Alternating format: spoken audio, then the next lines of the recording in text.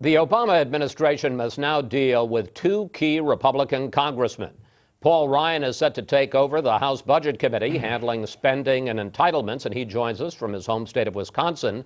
And Congressman Darrell Issa is expected to head the Committee on Oversight and Government Reform, which means he'll be issuing subpoenas to administration officials. Congressman, welcome back to Fox News Sunday. Well, thanks for having me back, and thanks for having us. Covering election night in a fair and balanced way. Well, always. Let's start, gentlemen, with a brief overview. And Congressman Issa, I'll start with you. What do you see as your role on the Oversight Committee dealing with the Obama administration?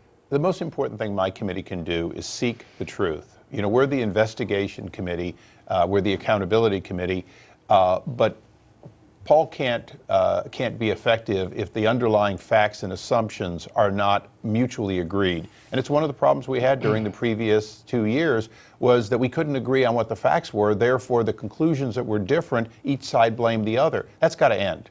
Okay, I'm going to get into some specifics with you in a minute. Let's turn to Congressman Ryan. What are your plans for the Budget Committee dealing with the Obama agenda? Take the budget in a different direction than it's been going. This was an electoral repudiation. Bring fiscal accountability, spending cuts, spending reforms, get the budget on the right glide path, and prevent a huge tax increase from happening in the future so we can get job creation. That's basically what I'm going to be doing, is get this budget going in the right direction. It's been going in the wrong direction for quite some time. All right, let's get into, as I said I was going to with Eric Cantor, let's get into some specifics, because as I discussed with him, the pledge that Republicans have made is to cut the non-defense discretionary spending by $100 billion in the first year. Let's put up at least what Democrats say that would mean. They say it would mean major cuts in Head Start and Pell Grants for college students, a $6 billion cut in the National Institutes of Health, and the FBI will have to cut 2,700 agents. Congressman Ryan, do you think the American people really want that? This is the Washington Monument strategy, which is put out the most glaring kinds of cuts and show that this is going to be how devastating it is. This category of spending, the base spending went up 24% in the last 2 years. When you add stimulus, it went up 84%. We have had spending on a gusher. And if borrowing and spending and taxing and spending actually created jobs and produced prosperity, we wouldn't have all this joblessness. We wouldn't have this lame economy we have right now. So I think these spending cuts are actually quite modest considering the pickle we are in. And so what you'll have is we're going to try and get spending turned in the different direction, cut spending, get it controlled, and you're going to have these kinds of tactics being played, which will show you that they're really not serious about getting our spending under control, and instead they're going to put the spending line on a glide path that's unsustainable in order to have big tax increases. Well, all right, we are at a but fork give in the me, road. Congressman Ryan, we'll get to that in a second. Give me, you're the head of the Budget Committee and you know this budget backwards and forwards. Give me a couple of specific examples of big ticket items that you can cut to try to get closer to that $100 billion without gutting programs that people want.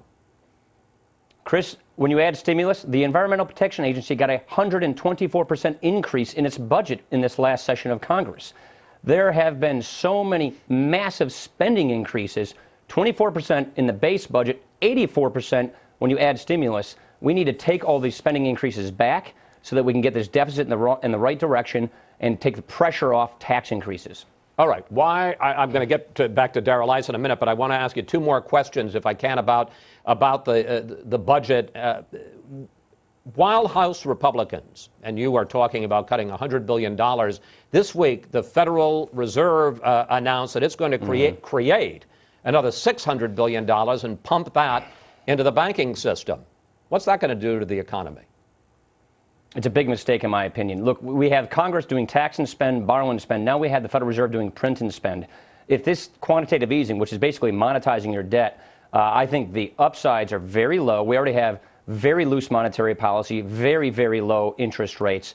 This is going to give us an inflation problem in the future. It's going to give us an interest rate problem in the future. It is destabilizing investment horizons. The Federal Reserve should be focused on sound and honest money, not on trying to micromanage the economy and accommodate this really bad fiscal policy. What the Fed is basically doing is they're trying to bail out the fact that our fiscal policy is so bad. The Fed should focus on keeping our money sound and honest, not on doing this, which I think is going to give us a big inflation problem down the road. All right, one last area. Given the fact that for all the talk about repealing health care reform, you're not going to be able to do it as long as Barack Obama is in the White House, Republicans are talking a lot about defunding health care reform. But the biggest federal subsidies don't kick in until 2014. And I read a report this week that Health and Human Services Secretary Kathleen Sebelius says that even if her budget is cut, she's still going to have enough money to continue implementing health care reform. So the question is, how much can you really do to defund health care reform, especially over the next 2 years?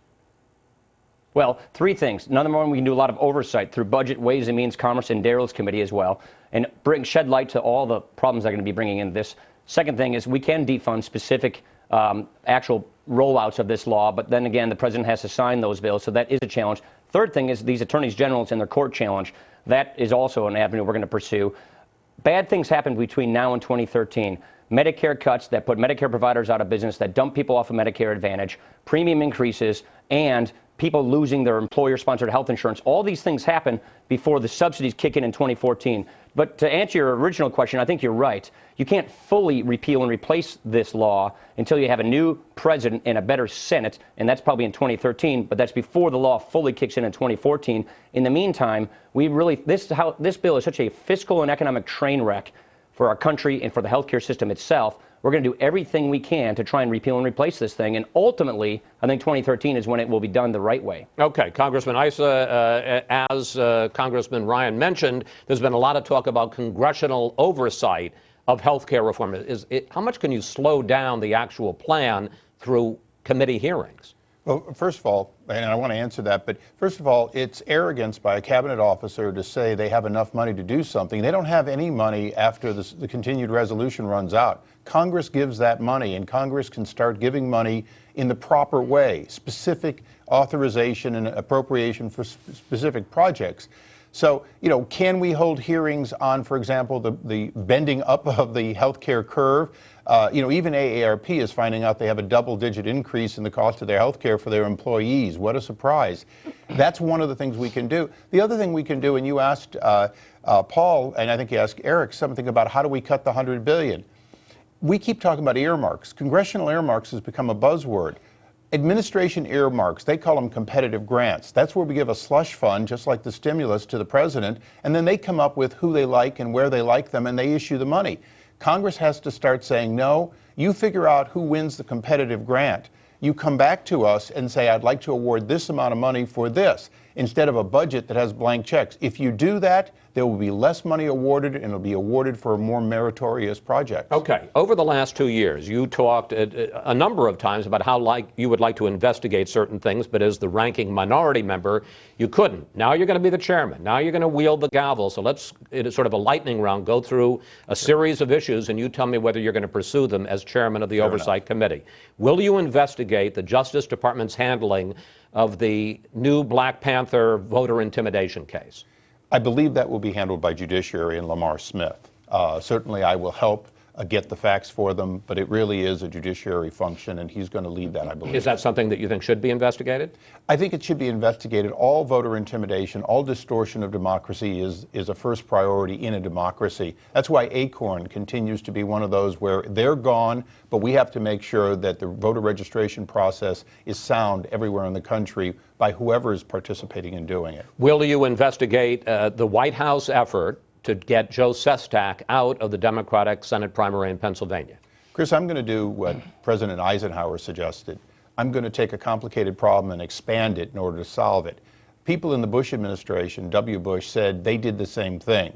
That means that we have an endemic problem, an epidemic, if you will, of administrations thinking it's okay to save their party money by clearing a primary with a government job. I think we have to bring that to an end, and I'm going to look for ways to expose it and then bring it to an end for this president and every president to come afterwards. What's the first thing? What's the big investigation you're looking to hold? Well, look, I'm going to go after a lot of things, and I'm going to do a lot of investigating. But I think finishing off the Angelo Mazzillo Friends of Angelo program, this is countrywide, where it created the financial meltdown in no small part because Freddie and Fannie took huge amounts of bad loans and are continuing to have losses. I think we have to bring that to a successful conclusion and make sure it doesn't happen again, because again, that probably distorted the process of lawmaking and regulation making with money that shouldn't have been, discounts, if you will, that shouldn't have gone not just to politicians, but to all kinds of bureaucrats that made bad decisions. How do you reconcile? Because some of these things you're going to be putting White House officials on the hot seat and making them take the oath and tell the truth and nothing but the truth. How do you reconcile that with what you said, and I put it up on the screen here, in USA Today last month? Oversight is not and should not be used as a political weapon against the occupant of the Oval Office.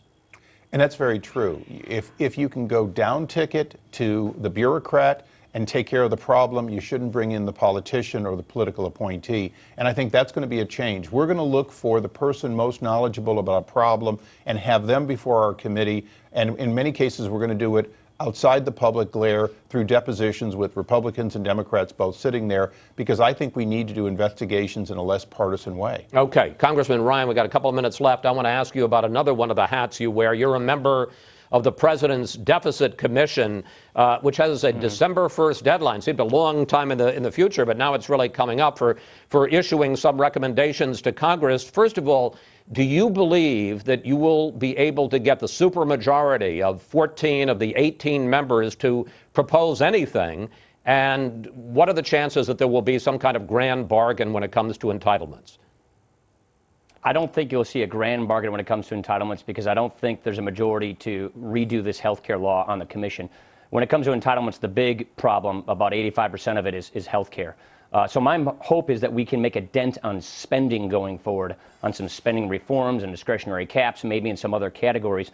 We haven't met for a while. We meet next Tuesday, and then we start deliberating henceforth after that. So it's unclear where we're going to go, but I don't think you're going to see some big grand bargain. My personal hope is a big dent on spending in some categories where we can get some common ground on, and we'll find out. Look, Erskine Bowles is a very talented Democrat who's really good at bringing people together, but we're not interested in growing government and raising taxes. We're interested in getting spending going down. We don't want the revenue line to go up to meet the spending line. We want it to go the other way, and hopefully we can make a dent in that process. And let me ask you, in less than 30 seconds, Bowles has talked about deficit reduction, 2/3 spending cuts, 1/3 revenue increases. Could you accept that formula?